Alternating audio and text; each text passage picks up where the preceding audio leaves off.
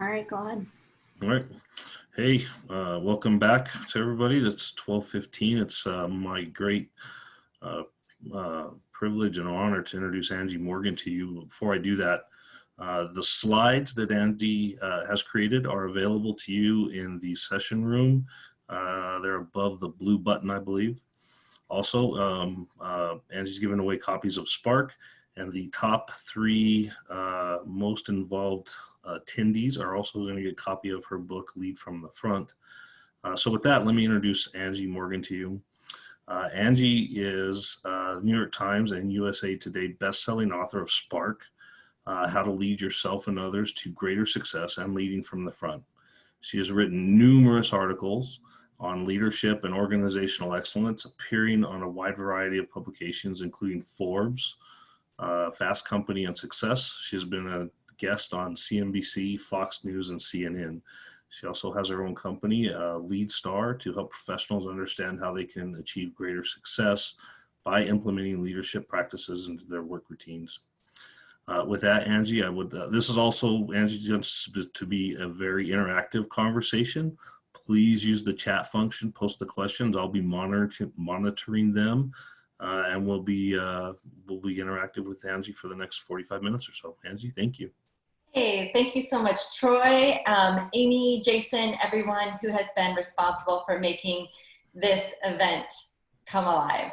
I was talking with Troy, what I love most about this session is where we started today was looking at this big picture impact of COVID and then bringing it down to business owners. And what I really want to do today is talk about you and your response in this environment. So before we even kick off, I just want to get the chat working a little bit here. I want you to pause for a second and think about what has been the biggest change for you these past few months. So if you could just share your thoughts in the chat room, that would be great. Troy and I were talking about too, just thinking even about vocabulary, coronavirus, COVID. I didn't know those words a few months ago. PPP, PPE. I've never knew that these acronyms existed and that were actually something. But if you could just go through the chat and share just kind of your thoughts, I'd really love to hear, again, some of the biggest changes for you. I think too, what I've noticed is definitely a change in leadership. And that's what our focus is going to be for a second. And just one quick note, I think that there's a delay in streaming. Perfect. Love technology. That's something that's changed for us, right? Having to get. It has. Yes, it has. With technology and delays. What else has changed too is we're seeing people's whole lives. I've never delivered a keynote before in the comfort of my home office. And so my bookshelf, my artwork back there. But because of that, we're getting to know each other a little bit better. And I think there's some really great things. I like to think about the silver linings that are going to come out of this experience, because I know there's so much hardship that has been created as a result. So kicking things off as we think about where we are in this session, I really want to talk about leadership. I learned how to lead in a really dynamic, challenging environment, and that was the United States Marine Corps. That was the foundation of my leadership development experience. And to give you context, I went to college, and right after that, I was commissioned as a United States Marine Corps officer and sent away for training for, almost a year, just really learning how to lead. And I think that concept of leadership that I learned in the Marine Corps is one so relevant to us today. In the Marine Corps, leadership is a verb. It's not about positional authority. It's about action and behavior.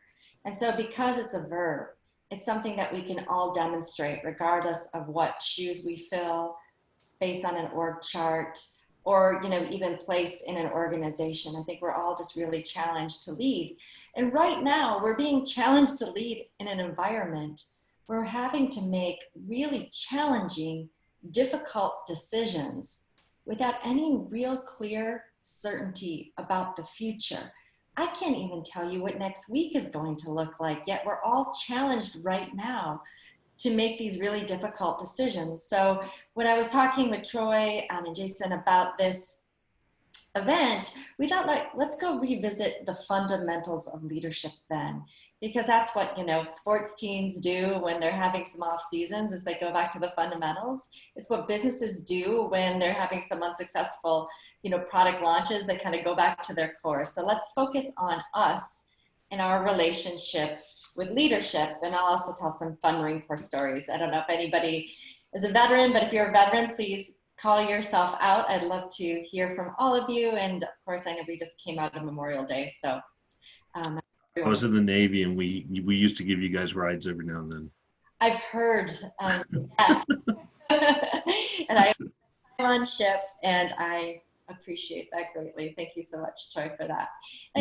We do have a question. Angie just showed up. There's been a big change in technology use in our office. Even those who have been reluctant to use technology in the past have been on board with learning, because they don't seem to have a choice. That's been a huge change. I mean, I've seen that personally within our little company, and you've seen that as well, I'm sure. Oh, entirely. I mean, I think that's it. Again, we're going to stay comfortable, right? Until the discomfort of change is too uncomfortable for us, and we must adapt. And it's great too that I'm seeing another comment here in regards to culture. It's decided at the top, and vision is lined throughout the organization. And so, yeah, so thank you. You're all doing a great job of teeing into some of the comments we're having today. Isn't it just crazy? Though the pace of change. I was delivering a workshop at the beginning of the year talking about the pace of change. And now I'm just laughing because that doesn't even matter anymore. It seemed like a walk in the park, and look at what we're dealing with. And so when we're dealing with change, we definitely have to lead through change. And that always brings the question, what is leadership? And this is what was surprising when, you go through the Marine Corps, you learn leadership, and then you start entering into the private sector. I left active duty actually 10 days before 9/11. So just a very different time in our country. And I started working in the private sector. I was working for Pfizer on the West Coast doing pharmaceutical sales. And what was really surprising to me was how the term leadership was used in my past life, and now how leadership was being used in my current world. In the Marine Corps, leadership was something, regardless of your rank, position of authority, everyone aspired to. Leadership was democratized. Everyone was expected to lead, even if it was just leading yourself. And then I started working in the private sector, and leadership and management were used interchangeably, as if those two concepts were exactly the same thing. Now, I learned again in the Marine Corps, thank goodness, that you manage things and you lead people. Their managers are really critical, right? Processes, procedures, staffing, budgets. They're responsible for things. They play important roles in organizations in regards to goals, alignment, accountability, and efficiency. But leadership is about people. And that's what we really need to focus right now when we think about ourselves as leaders is, okay, there's probably a lot of things that we have to manage in our worlds right now, schedules, tasks, etc. But leadership is about people. And I think there's a call to lead right now coming hopefully from within and definitely from outside that we can definitely meet regardless of who we are or what we do. So I define leadership or a leader as someone who influences outcomes and inspires others. So two things, influencing outcomes and inspiring others, getting the job done and getting results and being an inspiration along the way. I think the world too is moving in that direction of embracing our understanding of leadership. I saw in the Wall Street Journal a few days ago, they highlighted the role of a frontline supervisor, but I'm going to say frontline leader. So frontline leader within the Kraft macaroni and cheese production plant, making sure production would happen in a safe, secure environment with social distancing rules. Now, I am the mother of two boys and who love Kraft macaroni and cheese. So I'm so grateful to see those types, especially frontline leaders, going on. But I think in this world that we're in right now, everyone has a leadership role to fill. Whether you're, again, manager, you can be a manager without being a leader. Unfortunately, many of us have had that unfortunate experience before. You can be a leadership without having that positional authority, because we all have something to influence, even if you're the, working parent who's trying to do school as your side hustle for your children, or maybe you work in the community and you have spare time and you can volunteer in some of these critical roles that are being called on. essential workers, right? When was the last time you remember before this pandemic that we're thanking grocery store clerks for showing up for work, right? Everybody has a leadership role to fill. So if you can influence and you can inspire, you can lead. Leadership isn't a title that's bestowed upon you. It is about action and behavior. Ultimately, I like to think about leadership as a choice. And now there's always that questions, right? Are leaders born or made? What do you think, Troy? Leaders born or made? You know, in the military, they say that leaders are made. I tend to think that leadership is, my daughter's a leader at times and she's 8 years old. I mean, me and my wife follow her around. So I think that it's inherent too as well. Yeah, that's the correct answer. It's both. But the science is actually really interesting behind it. There's an identical twins research center at the University of Minnesota. And they looked at identical twins who were separated at birth to understand this nature-nurture component of leadership, like how much leadership skills are we born with when it comes to influencing, and how much are actually developed through our life. And of course, because you're Navy and I'm Marine, we know that you can definitely build your leadership skills. Right. Controlled laboratory, like lab rat territory environment. But there's something about what's going on in your DNA too. So they discovered that we're born with 30% of our ability to lead, our ability to influence. It's things like extroversion, right? We're more influenced by people who, have a little bit more energy in a room. Sadly, and I hate this, good looks, but, yes, why do we care what anybody in Hollywood has to do? Because they're attractive, we're captivated by them. But then they, start talking and then their influence drops. So influence, again, easy come, easy go. Good looks will get you, open the door maybe, but it may not get you much further from that. We're, intelligence, right? We're captivated by the smartest person sometime in the room. But then if that smart person is a jerk, their influence goes away quickly. So that's 30% of the equation. And the amazing thing, if you're on this event, like you hit the jackpot, like the conversations that you're seeking to engage in, you're intellectual, you're probably engaging, or else you may not be in this work. So don't worry about those 30%. Let's think about these 70% skills that we all can develop regardless. So I am so fortunate that the Marine Corps really broke it down for me. I went to school at the University of Michigan, and in our fight song, it said, we're leaders and best, but a college diploma does not make you a leader. It's about behaviors, and what behaviors can you develop? And it's simple things. It's like, your mindset. How are you thinking about things? I imagine for many of you in this audience, your mindset has went from here to here in this environment on any given day, right? I mean, think about day one, how we're thinking about challenge. It can be exhilarating. Day two, how we're thinking about challenge. It can be exhausting. Day three, how are we thinking about challenge? We're overwhelmed and maybe we're afraid. So again, our mindset is something that we can cultivate and grow into. Also credibility, trust. Think about trust in this environment. We've talked earlier today about media. I mean, I think the media in general, no particular outlet, has done a horrible job in this environment, losing trust. But now think about who you've been seeking trust from, right? These trusted information sources. You know how valuable trust is. You're going to follow trust. That's definitely a leadership capability. Listening. Think about the friend or colleague who has been available to you to help you kind of process as you articulate your experience. Listening is a powerful leadership skill. So some of these, again, leadership skills, we can all do a better job developing them. I would love to hear from you in the chat room, just any leadership skill that you value. I see a few things, right? Vision. Vision is definitely a leadership skill. We all want to know where we're going. Creating a positive interaction. We all have a choice in that, right? These are the simple things, but sometimes it's the simple things that we miss out on simply because we're not always in tune or aware of what exactly these skills are that relate to leadership, or maybe we lack the intention or maybe presence of mind. So when I think about leadership development, I want to share, it really is a head game. It's about our choices. It's cognitive functions up here, going on.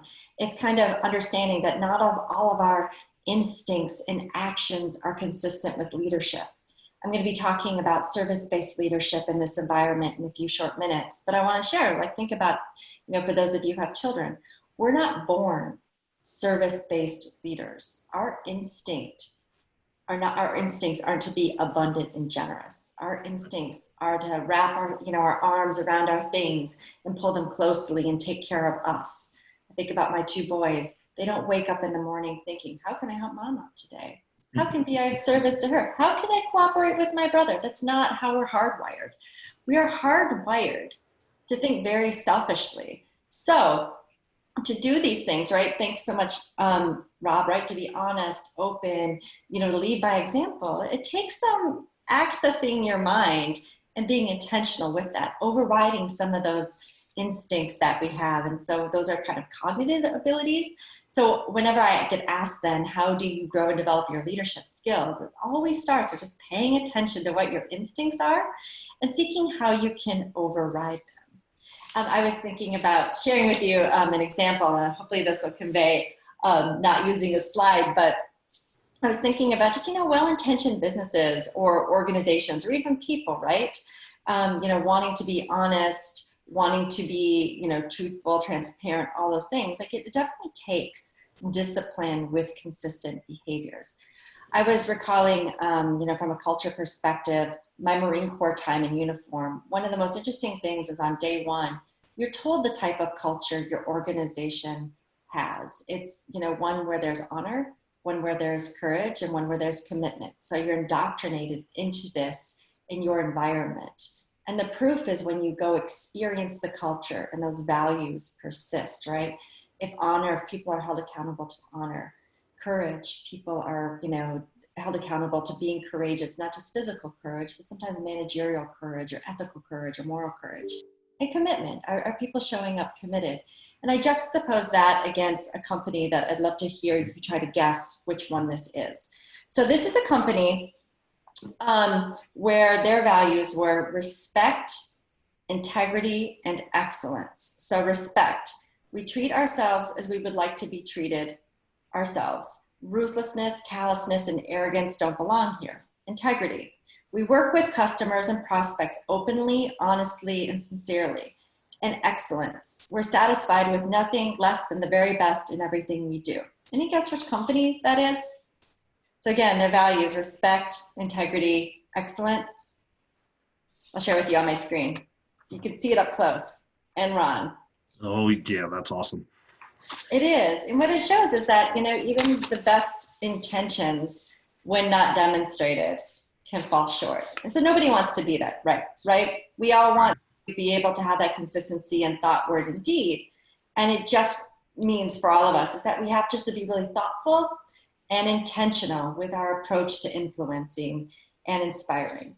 And so that's going to lead me into, and thank you so much, Jennifer, because I agree, key leadership skill in times of uncertainty starts with empathy. I think right now, and that's part of this emotional intelligence component that we talk about with leadership development, I think right now we're starting to see some of these softer skills that perhaps were poo-pooed about 10 years ago really come to the forefront, because I do think in this environment, people are going to be remembered how they were treated, right? They're going to remember if their company and their stated values, or their organizations and their stated values really lived up to their words, because now is the time when leaders are tested. It is so easy to influence and inspire when things are going great. We don't need leaders during that time. We need cheerleaders. These are the moments when we need leaders who can do the hard stuff, right? Build trust, integrity, truth tell, share their vision, override some of their instincts in these moments. So I was going to talk about service-based leadership in this environment, because this is where I think we collectively can all stand to gain some points when it comes to relationship building or loyalty or trust. Because I think in this environment, when we're going through so much change, and I don't know about you all, but I've been hearing from a lot of folks where, security of employment, security of finances, security of other resources, even security of time is just really limited. And in these environments, right, when we're at the bottom of Maslow's hierarchy of needs, that very basis, like, the physiological or psychological security, our instincts aren't to be generous and abundant. Our instincts are to be very scarce. And I think this is where we really need to override our instincts and be more abundant, not in ways that are going to cost us money, you know, some of those precious resources, but will take a little bit of time. But I think that this is where the dividends are going to pay off right now. And so I'll start by sharing with you just a little bit about my background. So again, I grew up what I would say like the average person, you know, pretty selfish, pretty self-focused. And, you know, that got me to a certain point in life. And then I met the Marine Corps. And I was introduced to this concept of service-based leadership, which is really a leadership philosophy or managerial philosophy for how you take a group of individuals and transform them into a team. So I understood intellectually what service-based leadership is or was, but I didn't value it until I actually got into the Marine Corps and had it happened to me. And so I was in this environment post-graduation where it was 6 months of learning everything Marine Corps green possible. I was learning how to, you know, plan heliborne assaults, plan amphibious assaults. So thank you, Navy, for that training opportunity. Take every Marine Corps weapon, put it back together. And I grew up pretty average American girl. So this was a real big struggle for me. And I found myself really challenged on a daily basis just to even pass some of the tests that we were going to. And, you know, during those times when you struggle, your ego works overtime. You know, you blame the standards, you blame the expectations, you blame the organization. Nothing else is your fault. So I was just really going through a really difficult time. But we had some really great instructors. They just wouldn't let us off the hook. And so there's one standard. They were going to get us there or, you know, get out. So one day I was sitting in a classroom with about 200 of my colleagues when our instructor had a note passed to him. And he opened up the note, he read it, and he pointed directly at me and said, "Lieutenant, you need to go see Captain Harper." And my heart sunk to my stomach because I was afraid. Captain Harper was this Marine. He was maybe 5'2", but nobody ever told him that because he walked around like he was 6'7". Like he was this really huge personality with this big booming voice who you'd never want to have a private conversation with because you knew it wasn't going to be to your favor. I was scared of Captain Harper. He also called himself Coca-Cola because he was the real thing. So you can imagine the type of ego on Coca-Cola's mind. I remember going to his office and him having me sit down immediately after I reported in. And he started to share with me that he had some actually really sad news to tell me. And I thought this was the moment that I was going to discover I wasn't making the cut. I was afraid that he was going to tell me that my time in the Marine Corps had ended, farewell, you know, good luck to you in your future, you're just not cut out to it. But that wasn't the conversation. It was a conversation that started with, you know, "Angie, you've got some really difficult news to tell you." And then he said, "I just got off the phone with your mom, and I learned that your grandmother has passed away." He's like, "I want to know what I can do to get you to be with your family right now at this time." And then he started telling me everything he had done to help facilitate this. He had called the airport, ordered my ticket, and was waiting there for me at the Delta desk. He had called my parents, let them know my flight time and arrival, so they'd be there at the airport when I picked them up. He had called my colleagues in to wait outside the door. They were there for me to take me to my apartment and drive me to the airport so I wouldn't have to worry about parking. And then he talked to the training officers and reassured me that training would be there whenever it was that I chose to get back. He had done everything possible in this moment of my, you know, fragile emotions and needs, more so than I even think a friend would have. Yeah. So I get back to Michigan, reunite with my family. And as soon as I walk in the front door, I get this large bouquet of flowers. And of course, it was signed by Captain Harper and my colleagues at the basic school. And I later found out, too, that apparently it wasn't just me afraid of Captain Harper, because to raise funds for this large bouquet of flowers, he'd pass a hat around the room asking.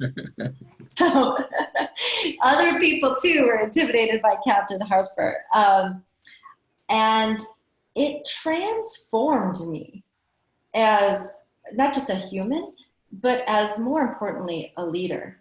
it taught me that, during times of crisis, change, challenge, disappointment, anyone can do the basic stuff, send you a card, wish you condolences.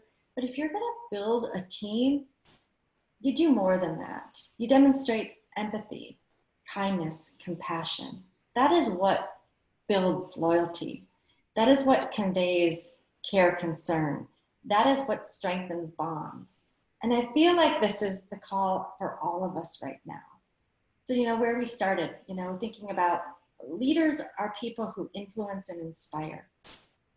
Leaders are people who make sure that values aren't just stated in words, but also demonstrated in actions. And when leaders do that, they can take that group of individuals and make them feel the strong commitment and connection to an organization or even people, right?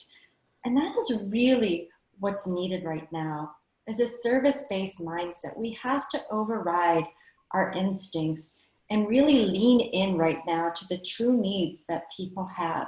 We don't have to give away our money, because I know everybody right now, right at Blue Sky, you're like, we want to give more people money so they can help out their things, but we don't have to, it doesn't cost us a cent to be humans, to people, and to invest in these relationships. And so I have just like 10 little things to offer you before we open up for the discussion. Just like 10 little simple actions you can take that I think will really make a difference to the people who are seeking your leadership right now. The first is that you have to be present to win. It's like a lottery ticket, right? You got to show up. You got to get in the game. And presence isn't distraction. It's not busy for busy's sake. It's checking in with people and making a connection on a human level.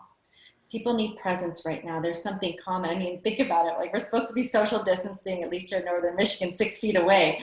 We gravitate towards one another. We can't stand it. We need that presence. So you give people presence by giving them your time and attention. You also have to set the tone. That's a second thing.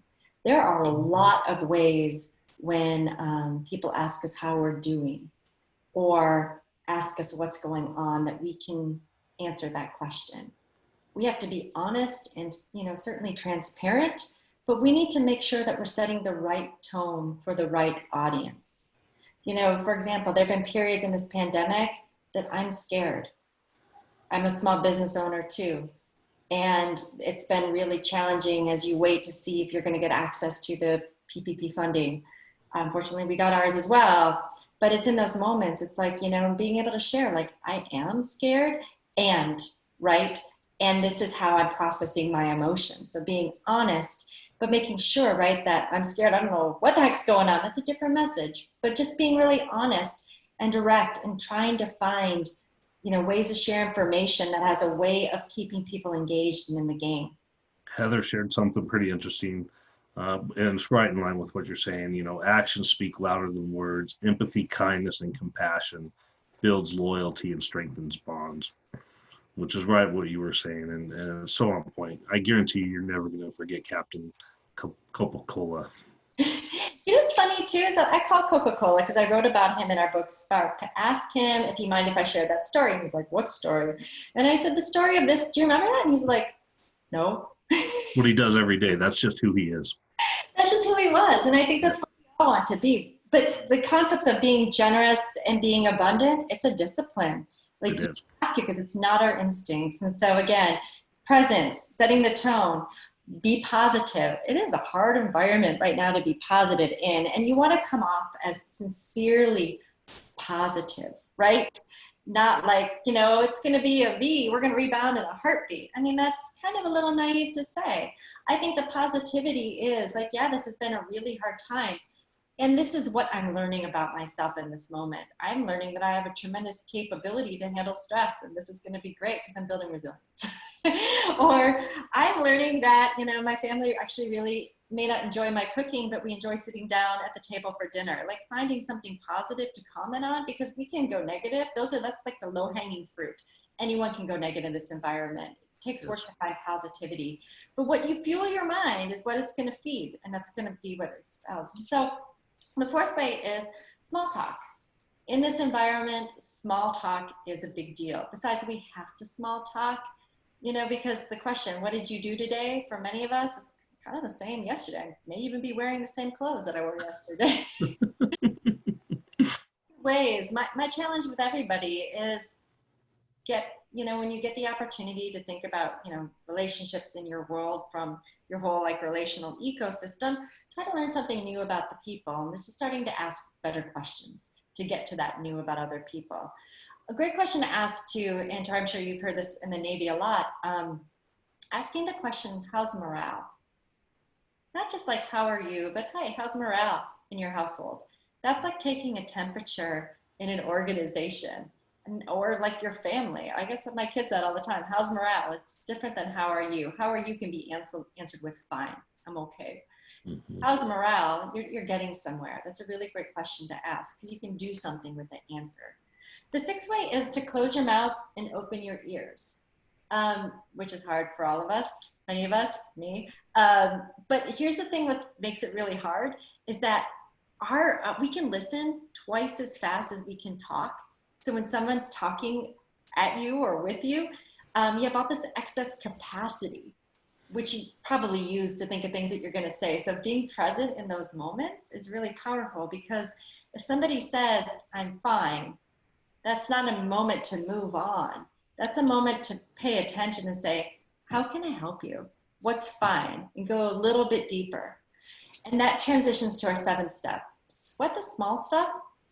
So if people say that they're okay, ask more questions. What is okay? How's the family? What isn't working from you right now?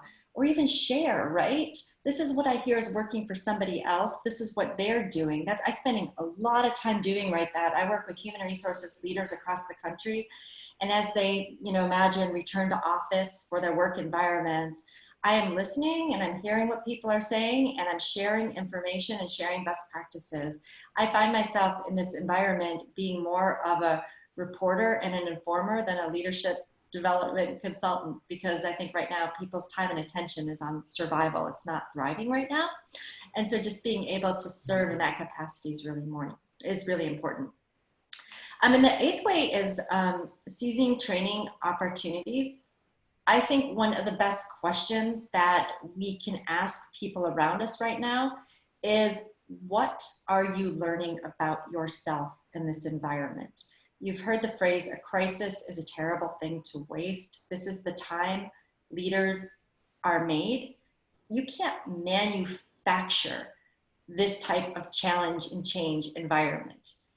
This is where we grow. It's because we're being stretched. So if we're not present for the lessons, we're going to miss out on the opportunity to transform. This is where true transformation happens. I mean, you've seen it too. Remember out of 9/11, how companies like Airbnb and many of disruptive technologies came into place? It's because of periods like this when, your backs are up against the wall and you have to come out swinging if you're gonna, survive in this environment. So asking people to pause for a second, to not be past thinking, not be future oriented, just to say like, what are you learning about yourself now? Great question for them to reflect, think, and then build upon that foundation of learning going forward. Number 9 is share your vision. Even though your vision could be only cast and able to cast out for next week, we've been doing this with my team. I mean, we're finding out, like, what do we know? We know nothing more than anyone. I was reading from, I won't say the financial institution, but they've been publishing a lot of data recently. And so basically they had their bi-weekly report come out. And it was like, we're going to go this direction with our investing because this could happen or this could happen. And I just wanted to laugh. I'm like, basically, you don't know anything either. Nobody knows anything. Nobody. So you can make certain what you know to be true and just go with that. So share your vision. Number 9, share your vision, what you think is going to happen. And when you share your vision, share your assumptions and share your facts, just so people can buy into your vision, and share a realistic timeline. I think about the most important leadership role I fill is being a parent to my 2 boys. I can only really share with them what I know is going to happen in June. And even that isn't so clear. But I know, like, June 15th, this is what the governor is going to share with us. July 1st, this is what I think is going to go on. We were trying kind of like, life laughs at you and you make plans. We're going to try to make a vacation in July. I don't even know if we're going to go on our vacation because I don't think the state has opened up without quarantine. And so again, share your vision, share your assumptions, share your facts, collect more facts, influence your vision. But I think that vision helps us all keep focused. The final thing is have fun, which is hard to have lightness in this environment, but we need it. It's a tough one. Turn off the TVs. Watch Tiger King if you must. I did. It was like watching a redneck train wreck or something. That's what that reminded me of, Angie. I grew up in a really small rural community. It reminded me of home, to say. I think having fun, though, you've seen just some amazing things that have come out of this environment too, like the petting zoo on the West Coast that they were renting out their llamas to show up on Zoom conferences. Those are great ideas. I mean, if we can't laugh in these moments and take the serious of the moment less seriously, then we're going to just miss out on this greater part of our life. I think about the moment that we're in right now is the only moment we know. And if we can't find some joy in it, again, we're gonna miss out. Heather would like you to share your vision of what you think will happen, include your assumptions, facts, and timeline. She thinks that would be very valuable. Okay, so I'll share with you what I think is going to happen, and it's from a variety of different perspectives. Like, I spend a lot of time in the workplace, what I think is going to happen. So one of the things that we did right away when this all went down is that my firm LeadStar, we created a webinar series. And I've been fortunate to know a lot of senior leaders in the Department of Defense. And we had the chairman of the Joint Chiefs of Staff, who had recently retired, come and talk. And I think of him as, his name is General Dunford.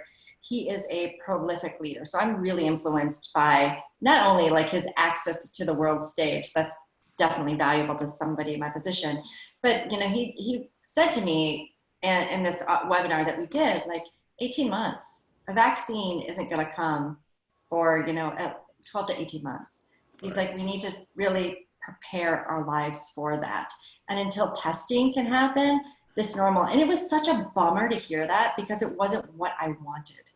And sometimes you try to get your confirmation bias or seek out news and information that's going to kind of confirm what you want to happen. But I for my business, like, I don't think live events are going to happen until like the way that we've known them for at least a year.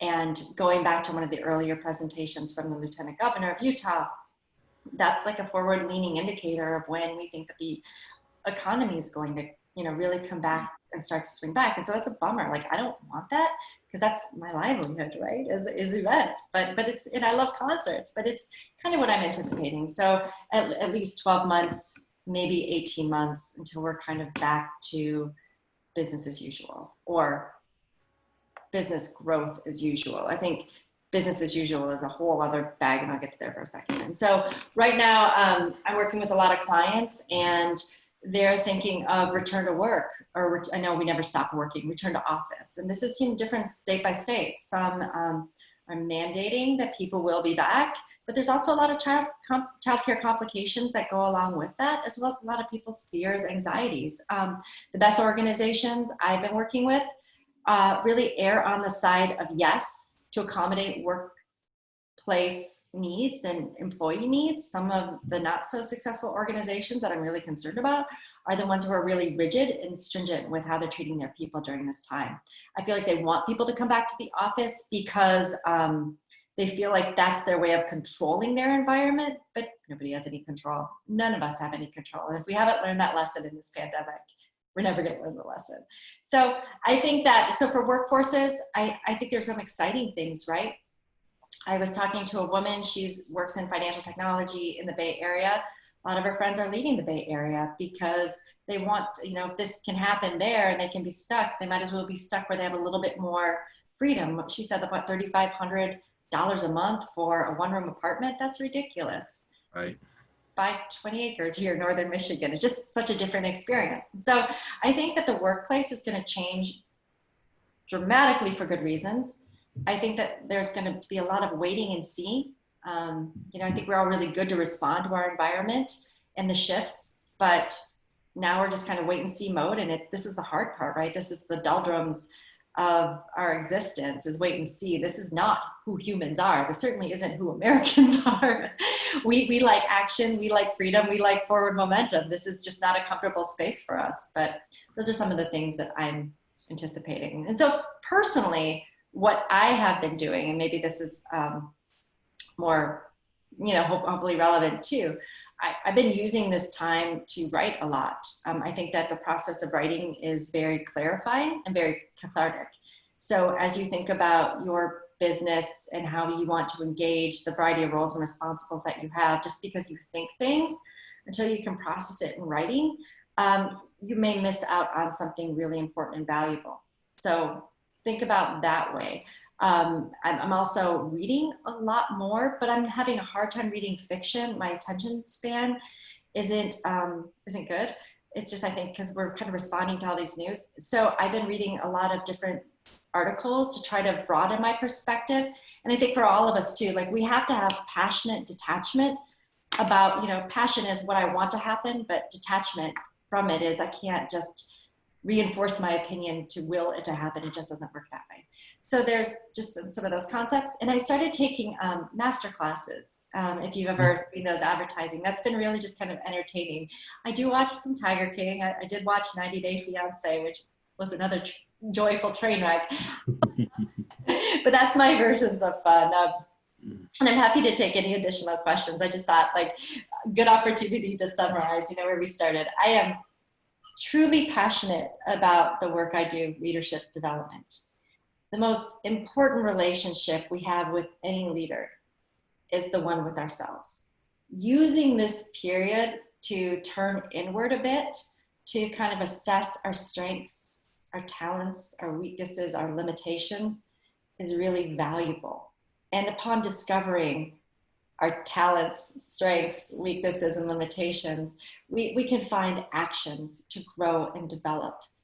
I highly encourage you with, again, your organization, the teams that you're a part of, sharing leadership in simple ways to help inspire people to recognize that we all lead. Maybe nobody ever told us, but we can lead. We all have the capacity to lead.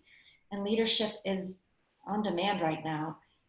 And again, those simple acts of service that we can demonstrate in this environment can have a true impact on people.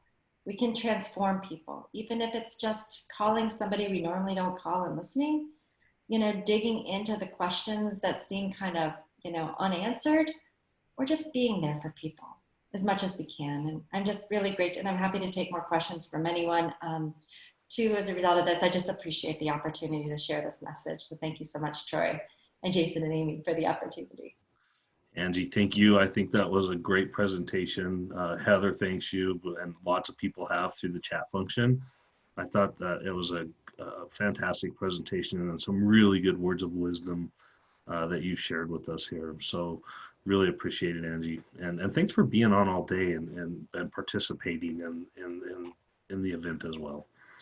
This is how I learn. I found it incredibly valuable just listening to people's perspectives. I appreciate just this opportunity, even listening to the business owners. I mean, that's where I, fill my cup, right? I'm inspired by how people have been responding, and you see this range of response from business leaders. Some people, surprisingly, their heads are still in the sand about the changes that are coming. But then you see others of like leather goods to masks, from alcohol to this, or even, hey, this is our strategy and this is what we're sticking with it. We're going to try to shift in the times. But it's just been miraculous to hear these stories. And everybody has a story, and that's my hope for everybody here. Find your story. I think that your abundance message hit, and we saw on our previous business panel, right? All three of those gentlemen took PPP loans. And all three of them gave back. Even though they were hurting for money and needing cash, they found ways to give back to their communities. And I think that's happens all the time. I don't think these are limited things that happen. I think in America we're very generous people, and it makes my heart melt to see that. No, it really does. And those are the stories that aren't being told because they're not electric. Right, right. Electrifying. They're right. So yeah, I thought all the panels were really good today. I think there was great information. Angie, thank you. I think you knocked it out of the park for us and did a fantastic job. Thank you all so much. I sincerely appreciate this opportunity. Yeah, thank you. Look forward to having you back for another one. Love to. Hey, go ahead. No, love to. Thanks, everyone. Absolutely. We are doing Zoom breakout rooms after this for just everybody hanging out and networking and talking to each other. You'll need to go out of this session and enter again and click on the blue Zoom link, and then we can all sit around and chat and live and get out of these chat boxes. So that would be great for whoever can and is willing to stick around. Thank you very much. Thank you.